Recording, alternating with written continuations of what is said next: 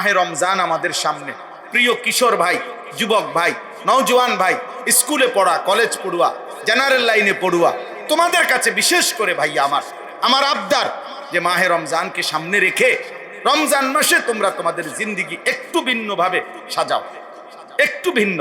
তোমরা আল্লাহর কোরআন শিখো, হালাল হারামের পার্থক্য শিখো, নিজের চাল চলন চরিত্র আল্লাহমুখী আখিরাতমুখী করার চেষ্টা করো।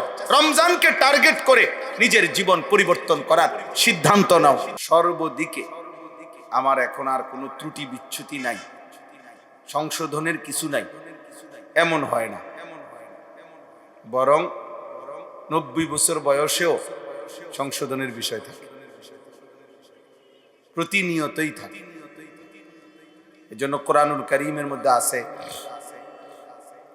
প্রত্যেক নবীগণ যখন মানুষদেরকে আল্লাহর দিকে দাওয়াত দিতেন, তো নবীগণ বলতেন যে আমি তোমাদেরকে যা বলতেছি, হে আমার উম্মত, হে আমার জাতি, দিবানিশি তোমাদেরকে আল্লাহর কথা বলে আমার উদ্দেশ্য একটাই, ইন উরিদু ইল্লাল ইসলাহা মাসতাতাতু।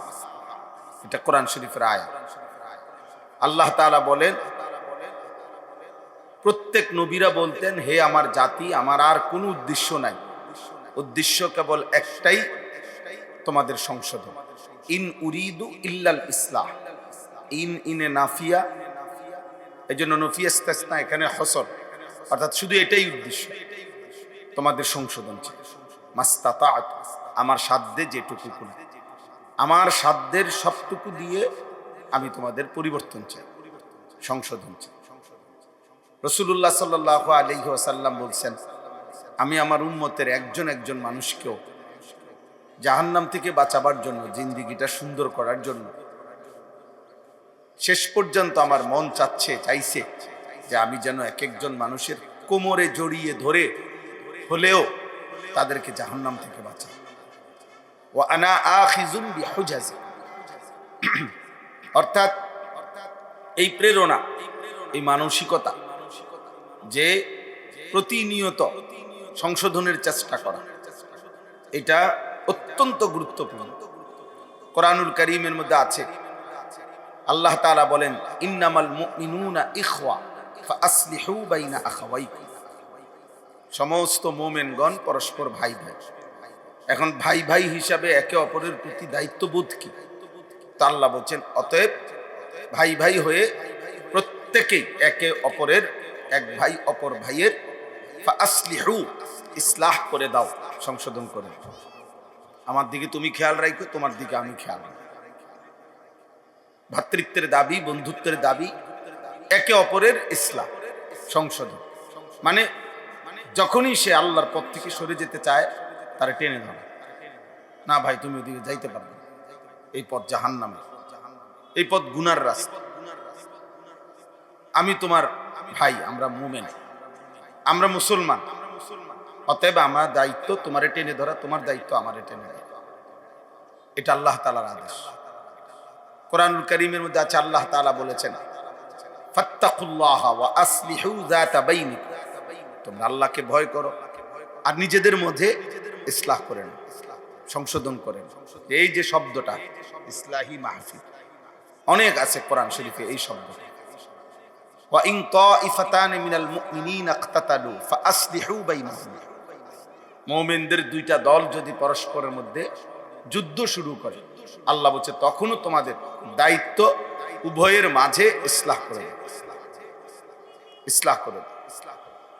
আল্লাহ তাআলা কোরআনুল কারীমের মধ্যে বলছেন, লা খায়রা ফি কাসীরিন মিন নাজওয়াহুম ইল্লা মান আমারা বিসাদাকাতিন আও মা'রুফিন আও ইসলাহিম বাইনান নাস ওয়া মান ইয়াফআল যালিকা ইবতিগাআ মারদাতিল্লাহ ফাসাউফা নু'তিহি আজরান আযীমা। তোমাদের ব্যক্তিগত অগণিত কথাবার্তার মধ্যে তেমন কোনোই কল্যাণ নাই, কিন্তু কেবল 3টি কথার মধ্যেই কল্যাণ আছে। এক, যে কাউকে আল্লাহর পথে দান সাদকা করতে বলে। 2, যে কাউকে নেক কাজের আদেশ করে। 3, যে মানুষের মাঝে ইসলাহ করে। আল্লাহ বলছে এই 3টি কাজ। আপনি কাউকে বললেন, ভাই আল্লাহ আপনাকে যেটুকু রিজিক দিছেন, উপার্জন দিছেন, এখান থেকে আল্লাহর পথে কিছু কিছু খরচ করে। এই কথা যে মনে করায় দেয়, বলে দেয়, মানুষকে যে কোনো নেক কাজের কথা বলে, সংশোধনের চেষ্টা করে, ইসলাহের চেষ্টা করে। আল্লাহ বলেন এই কাজগুলো আল্লাহর সন্তুষ্টির জন্য যেই করবে আমি তাকে আজরে আজিম, সুবিশাল নেয়ামত, বিনিময়, প্রতিদান, নেকি দান করব। এই জন্য এটা যেন কথার কথা একটা বিষয় না, এটা জীবনের একটা গুরুত্বপূর্ণ বিষয়। একজন আলেম, একজন গায়রে আলেম, একজন তালেবে ইলম, একজন অনেক বড় মানুষ, উনি একবারে আমাদের চোখে অনেক বড় আল্লাহওয়ালা, তিনিও ইসলাহের মুখাপেক্ষী, কারো না কারো সংশোধনের মুখাপেক্ষী, অর্থাৎ ওনারও কেউ না কেউ সংশোধন করা উচিত। এই জন্য আমাদের আউলিয়া বুজুর্গদের একটা নিজাম, মাশাইখদের একটা নিজাম, তারা সব সময় যখন যার হাতে বায়াত হয়, উনি ইন্তেকাল করিলেও আবার নতুন কারো হাতে তৎক্ষণাৎ বায়াত হয়, অর্থাৎ মৃত্যু পর্যন্ত জীবনটা এভাবে চালায় যে কোনো না কোনো এক বুজুর্গের সোহবত সান্নিধ্যে ওনার মা তাহাতে ওনার অধীনে নিজেকে চালাইছে। জীবনের কখনো আর এমন না যে আলহামদুলিল্লাহ এখন আমি মুস্তাকিন, অর্থাৎ আমি এখন স্বয়ং সম্পূর্ণ, যেটা বুঝার আমি বুঝ করব, আমার জ্ঞান, আমার যোগ্যতা, আমার বুদ্ধিমত্তা এখন আমার যে পরিমাণ হইছে, এখন আর আমি একাই চলতে পারবো না, একাই চলতে পারবো।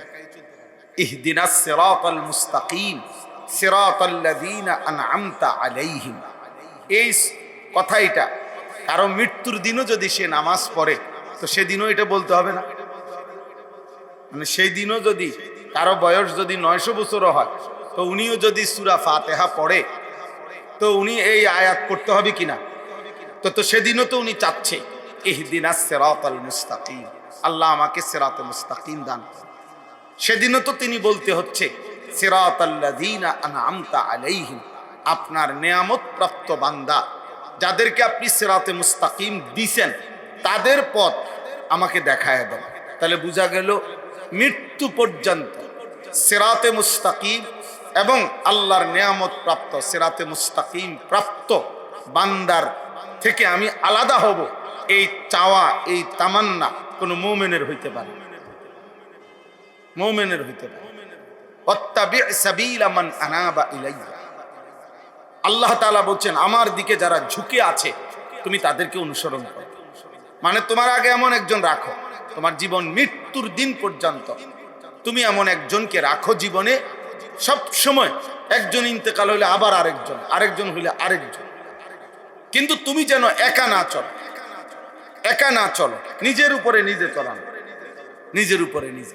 এই জন্য এই ইসলাহী মাহফিলে তালেবে ইলম আছে, এখানে অনেক অনেক উঠতি বয়সের আলেম আছেন, মাদ্রাসার উস্তাদ আছেন, ইমাম সাহেবরা আছেন, এবং সর্বশ্রেণীর সাধারণ ভাই নওজোয়ান তোমরাও আছো, বয়স্ক বাবাও আছেন, আমিও আছি, আপনারাও আছেন।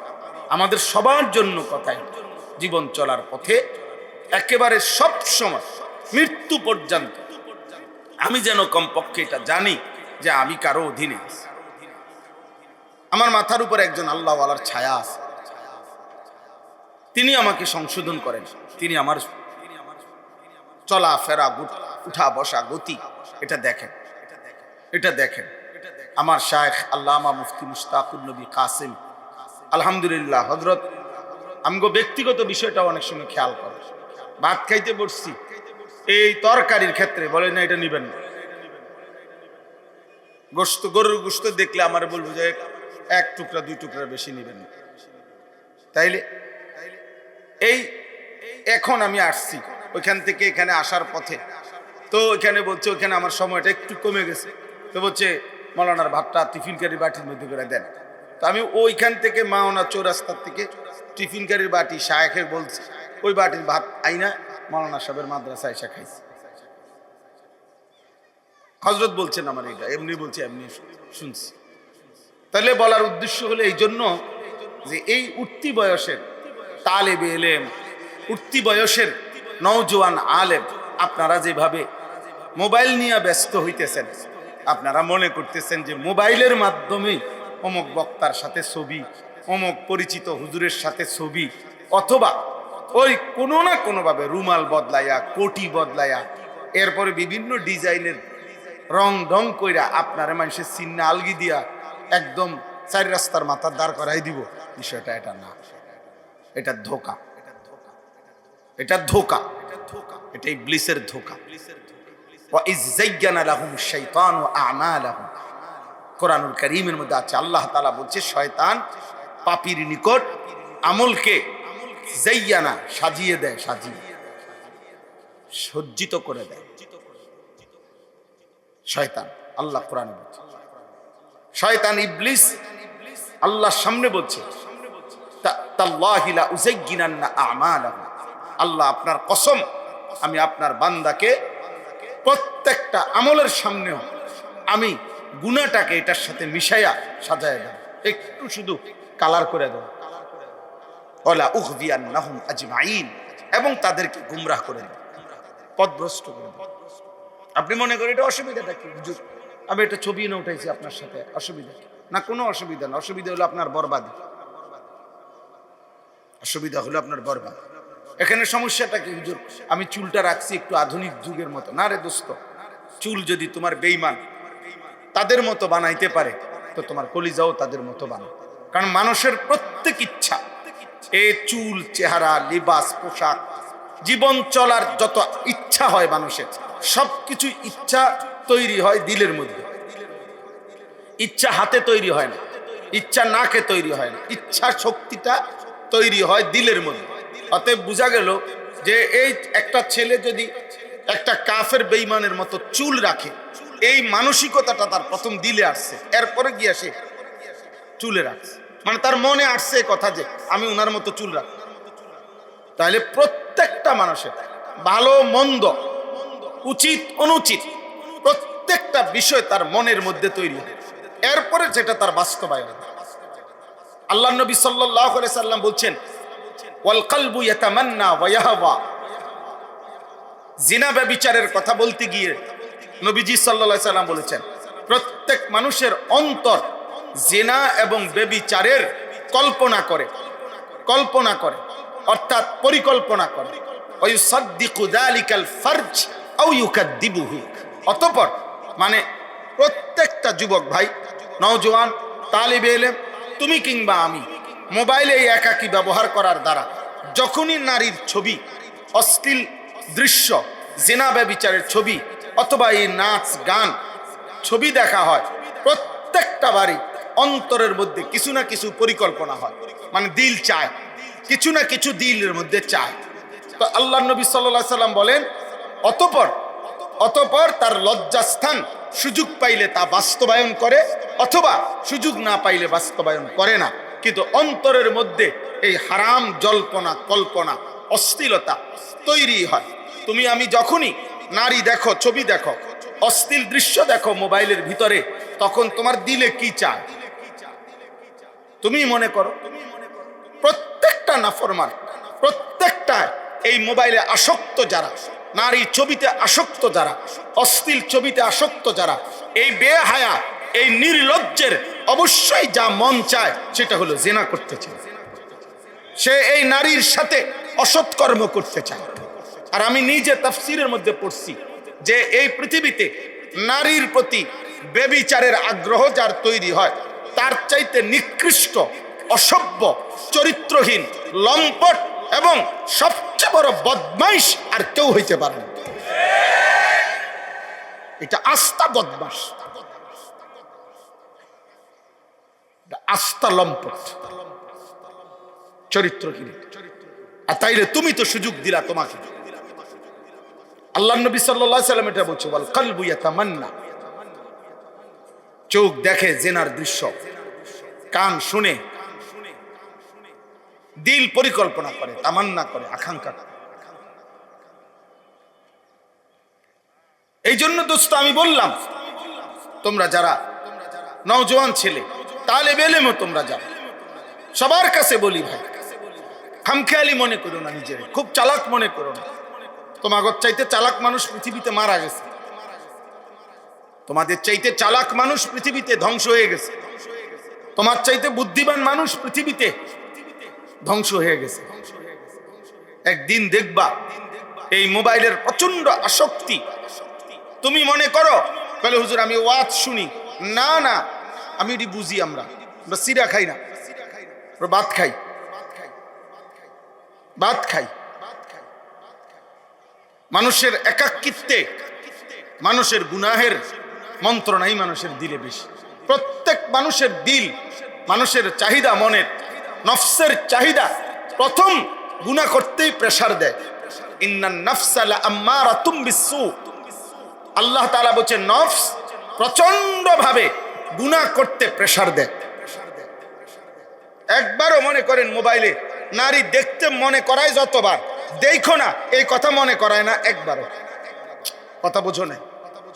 তোমার মনে যতবার আসছে দেখা দরকার, দেখি দেখি, এর তুলনায় 1000 বারের তুলনায় একবারও তো এই কথা মনে আসে নাই যে দেখবো না গুনাহ। তাহলে এটাই তো স্পষ্ট, এটা তো স্পষ্ট বাপ। এজন্য এটা জরুরি। ওয়া নাফসিন ওয়া মা সাওয়াহা ফাআলহামাহা ফুজুরাহা ওয়া তাকওয়া। আল্লাহ তাআলা বলেন নফস, আমি আল্লাহ তাআলা এটাকে অন্তরের মধ্যে সাজিয়েছি, অর্থাৎ আমি বিন্যস্ত করেছি, রেখেছি। অতঃপর এই নফস কি করে?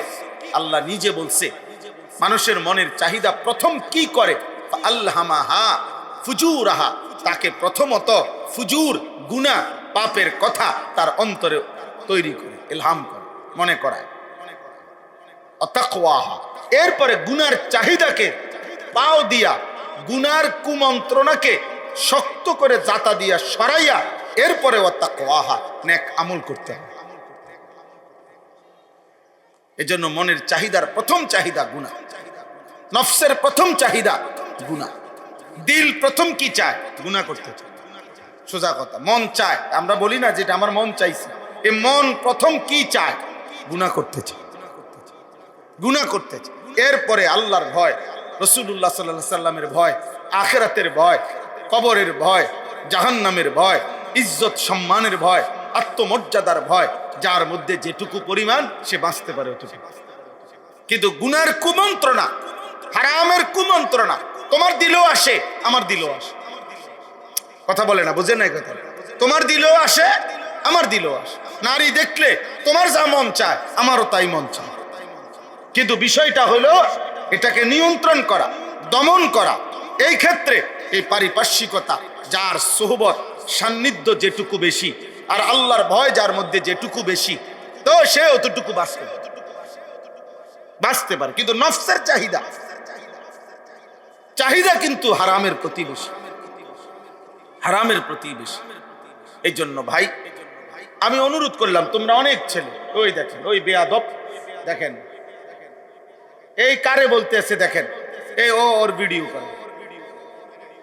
যেই হোক, মানে এই যে বিষয়টা ভারসাম্যহীন, মনে রাখবেন। তোমারও বলি আব্বা, আল্লাহ তোমারও ভালো করেন। মূলত আমি একদম FCPS বড় ডাক্তার, ওনারে দেখে জিজ্ঞাসা করছি, ওনার ইউরোপে আত্মীয় স্বজন ডাক্তার থাকে, ওনারে দিয়ে কথা বলাইছি যে এই মোবাইলের প্রচন্ড আসক্তি। বিশ্বাস করো আব্বা তোমরা, গোটা ইউরোপ, অথচ এই স্মার্ট মোবাইল এগুলো তাদের আবিষ্কার। কিন্তু কসম আল্লাহ, আমি নিজে জিজ্ঞেস করছি, আমাদের এই অনুন্নত অঞ্চল যেগুলো, আমরা যে পরিমাণ বড় মোবাইল দিবানিশি ব্যবহার করি, ওরা এত বেশি পরিমাণ ব্যবহার করে না। ওরা ওদের প্রয়োজনের জন্য ব্যবহার করে। কিন্তু আমাদের একটা বিশাল প্রজন্ম, আমাদের যদি 5 কোটি কিশোর যুবক হয়, তো তার মধ্যে 50 লাখ হয়তো বাদ যাবে। 4.5 কোটি 24 ঘন্টা এই মোবাইলটারে এমন করতেছে। সারাক্ষণ কি দেখে? যৌক্তিক না অযৌক্তিক, প্রয়োজনীয় না অপ্রয়োজনীয়, আমার দরকার না বেদরকার, আর ভাল লাগতেছে না, তার শরীরে টানা পড়ে গেছে, মানে ক্লান্তি। এরপরও এটা দেখতেছে, মানে আর ভাল লাগতেছে না শরীরে। হায় হায় নাফরমান, তোর শরীর ক্লান্ত হয়ে গেছে, কিন্তু ইবলিস তোরে তবুও ছাড়তেছে না, শয়তান তবুও তোরে ছাড়ে না। তোমার ক্লান্ত অবস্থায়ও শয়তান তোমার একটু ছাড়ে না, যে আহারে এই ফুলাটা তো শেষ হয়ে যাবে। এই ছেলেটা তো শেষ হয়ে যাবে, না, ছাড়বে না, তোমারে ছাড়বে না বাপ। এই জন্য আমি অনেক তালিব ইলম তোমা করে দেখে বললাম, বিশেষ করে আমাদের কওমি মাদ্রাসার তালিব ইলম যারা, প্রিয় ভাই, উম্মতের আখেরি চেরাগ, এ আশা ভরসার প্রদীপ, কওমির সন্তান তোমরা, জাতির শেষ রাহনুমাই, মানুষকে আল্লাহর দিকে সঠিক ফেরানো, হালাল হারামের দিকে বুঝানো, আখিরাতের দিকে ফিরানো, খোদার কসম এটা তোমাদের জিম্মাদারি। তোমরা যদি নষ্ট হয়ে যাও, তোমরা যদি মোবাইলে আসক্ত হয়ে যাও, তোমরা যদি নিজেদের আত্মমর্যাদা প্রকৃত পরিচয় ভুলে যাও, আসলাফ ও আকাবিরের চোখের পানি তোমরা যদি ভুলে যাও, তো জাতি পথ পাবে কার কাছে? জাতি আমরা এখনো অনেক দূরে, অনেক দূরে, এখনো অনেক দূরে। 92%, 95% মুসলমানের বাংলাদেশ, চারিদিকে আমরা মুসলমান, লক্ষ লক্ষ কোটি কোটি মুসলমানের বাংলাদেশে দাঁড়াইয়া আমরা এই নির্বাচনকে সামনে রেখে হোক আর যাই হোক, ইসলামকে প্রতিষ্ঠা করব, আল্লাহর কোরআনকে প্রতিষ্ঠা করব, ইসলামের শরিয়া আইনকে প্রতিষ্ঠিত করব, এই কথাটুকু সংখ্যাগরিষ্ঠ মুসলমানের বাংলাদেশেও হিম্মত করে, স্পষ্ট করে, কোন রকম ঘুরানো পেঁচানো ছাড়া সাফ সাফ করে বলার মতো হিম্মত আমাদের এখনো হয় নাই। আমরা দুর্ভাগ্য, আমরা দুর্ভাগ্য আমাদের। আমরা ঘুরায়, অনেক ঘুরায়, এটারে জোড়া দেয়, তালি দেয়, কথা এটার মধ্যে এমনে কয়, হেমনে কয়, অমুকে নিনি রাগ হয়, তমুকে নি রাগ হয়। রাগ হবে যে কয়েকজন, অল্প কয়েকজন নাস্তিক, অল্প কয়েকজন মুরতাদ, অল্প কয়েকজন আল্লাহদ্রোহী, তাদের কারণে সংখ্যাগরিষ্ঠ মুসলমানের বাংলাদেশে দাঁড়াইয়াও আমরা বলতে পারছি না। এই জন্য ভাই দয়া করে আজকে আমি মনে করাইলাম, তাইলে আমার কথা ছিল এটা, প্রিয় কিশোর নওজোয়ান বাবা, সবার কাছে বলি, মোবাইলের এই প্রচন্ড আসক্তি থেকে আপনিও বাঁচতে হবে, আপনার প্রজন্মকে ফেরাইতে হবে। আপনারা যারা অভিভাবক পর্যায়ে আছেন, যাদের ছেলে আছে, মেয়ে আছে, যাদের ছোট ভাই আছে, যারা অভিভাবক, আপনার অধীনস্থ, এখন আমি দেখছি একটা ছোট বাচ্চা, ওই আমি আসতেছি এখানে, ওই ভিডিও করতেছি। তাইলে কেন? এই অভিভাবক নামের তার কোন নিশ্চিত তার একজন অভিভাবক এখানে ছিল, ওনার হাত থেকে সে এটা মোবাইলটা নিছে। তাহলে এই জালেম অভিভাবক, এই জালেম এই বাচ্চাটারে ধ্বংস করে দিল। এটা অভিভাবক না, এটা জালেম। আমি বললাম, যার চোখের সামনে তার ছেলেটা অনাদরে নষ্ট হয়ে যেতেছে, মোবাইল টিপতে টিপতে, নারী দেখতে দেখতে, গান বাদ্য দেখতে দেখতে। উনি দেখে তার চুল, চেহারা, লেবাস, পোশাকের মধ্যে ইসলামের কোনো চিহ্ন নাই, এই নিয়ে ওনার কোনো আফসোস নাই। উনি দেখে 365 দিনে, খোদার এক বছরে ছেলেটা একদিনও ফজরের নামাজ পড়ে না, মানুষ রূপী এত বড় পশু মুসলমানের ঘরে ঘুমায়, মুসলমানের বাপ খবরও নাই, মার খবর নাই। জাতি হবে কেমনে নিয়ে? দেশ গড়বে কেমনে? হ্যাঁ, বাংলাদেশের এই সার্বিক শান্তি, সুখ, সমৃদ্ধি 12 তারিখ সব সমাধান হয়ে যাবে তো? হ্যাঁ, আমি শুনছি তো 12 তারিখ সন্ধ্যার পর থেকে বা 13 তারিখ সকাল থেকে আমাদের প্রত্যেককে একটা একটা হেলিকপ্টার দিব, জানেন? হ্যাঁ হ্যাঁ, খবর আসছে, এটা আপনারা পাইবেন, বইয়ে থাকে। 12 তারিখ হেলিকপ্টার দিয়ে আর অটোমোটো লাগবে না, 13 তারিখ থেকে হেলিকপ্টারে চলতে পারবে। দেশ উন্নয়ন হইয়া দেশের দেখবেন যে হেলিকপ্টারে চলবেন। 12 তারিখ দেখা যাবে, পত্রিকা আসছে, শেষ হাসিটা কে হাসে? 12 তারিখ মানে 13 তারিখ পৃথিবীতে আর কেউ হাসবে না, এই শেষ 12 তারিখ মাগরিব পর্যন্ত হাসবে মানুষ। এই হলো হালাত।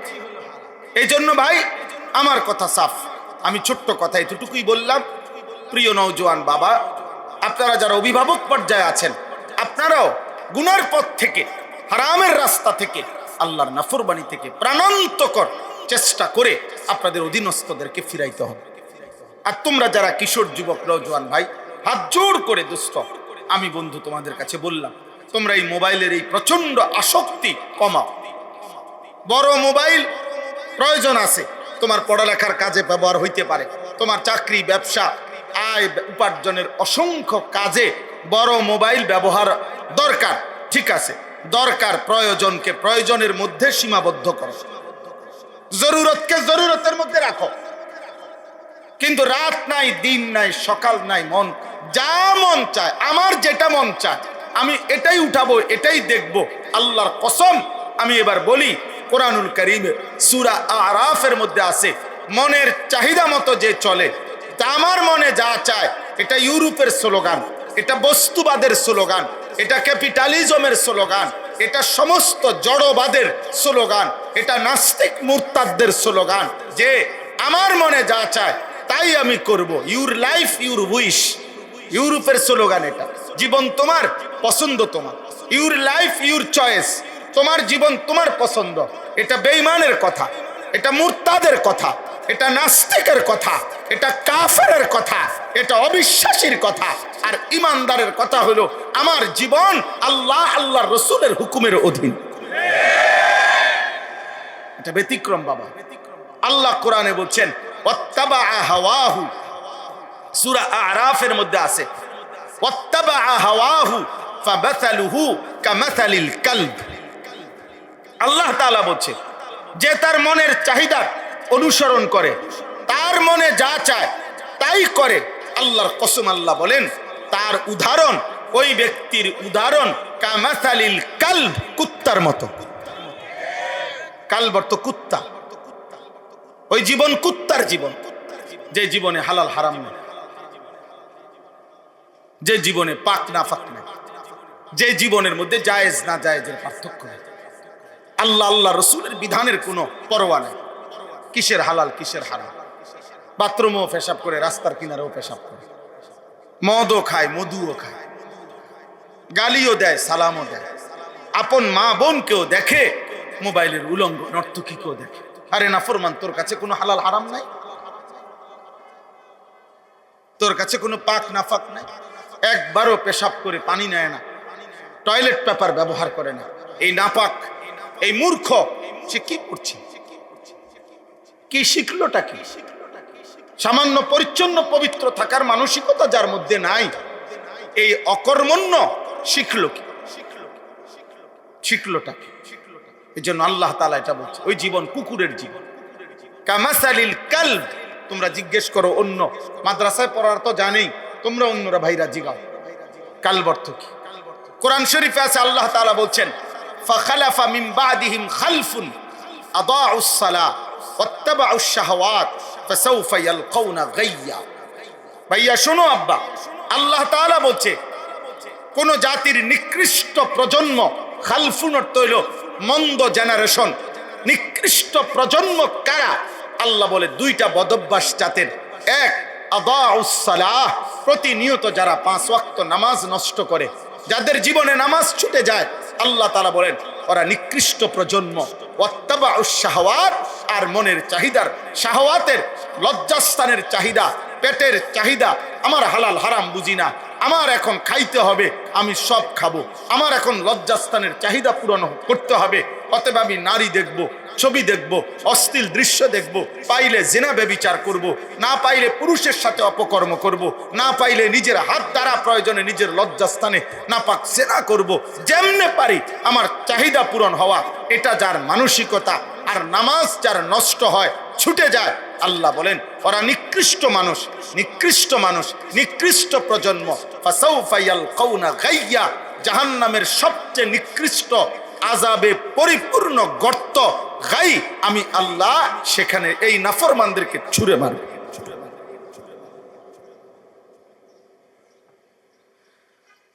এই জন্য ওলামায়ে কেরামও বলি, তালেবে ইলম তোমাদেরকেও বলি, ভাই নষ্ট হইও না আব্বা। এ জাতি এখনো আলোর পথ থেকে অনেক দূরে।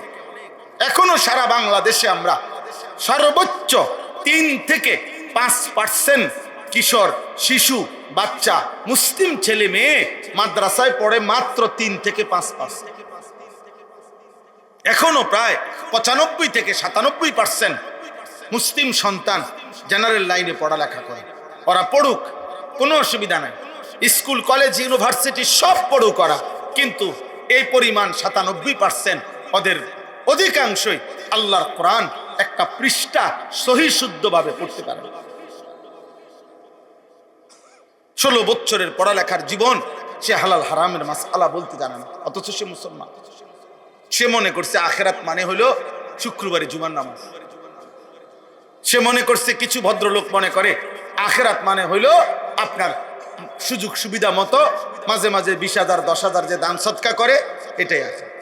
আমার বলছে, আমি চিনি আপাদমস্তক সুদখোর, কিস্তি ছাড়া, লোন ছাড়া তার জীবনের কিছু নাই।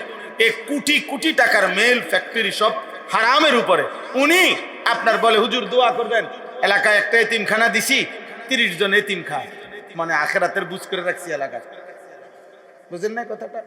30 জন যে এতিম খায়, এ হ্যাগো কান্দে করে উনি ব্যস্ত যাবে। বুঝছেন হিসাব?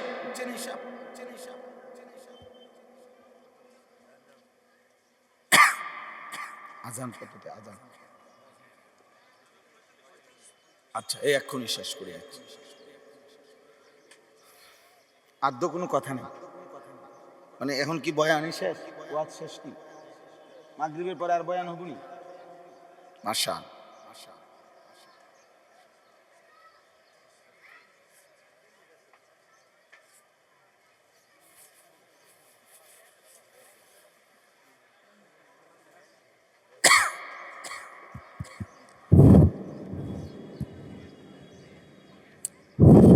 ওঠেন ওঠে, উঠেন না, এখনই দোয়া করছি।